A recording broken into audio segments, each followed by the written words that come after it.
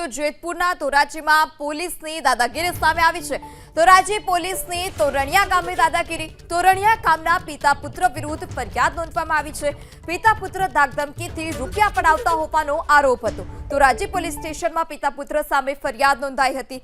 જેતપુર પોલીસે 15,000ની માંગણી કર્યાનો પણ પિતા પુત્રનો આરોપ છે। રૂપિયાની ના પાડતા માર માર્યાનો પણ પિતા પુત્રનો આરોપ છે। તો તોરણિયાના સરપંચ અંકિત ટીલવાએ પિતા પુત્ર સાથે પોલીસ સામે ધરણા કર્યા। તો ધોરાજી પોલીસ ધરપકડ કરવા પહોંચતા જ સરપંચે પોલીસનો વિડીયો પણ ઉતાર્યો હતો। પોલીસે સરપંચ અંકિત ટીલવા વિરુદ્ધ ફરજમાં રૂકાવટનો ગુનો દાખલ કર્યો છે। ફરિયાદ નોંધાતા જ સરપંચે ઘર બહાર નીકળવાનું બંધ કર્યું। સરપંચે પોતાના ઘર બહાર ગ્રામજનોએ જમાવડો જોવા મળ્યો હતો।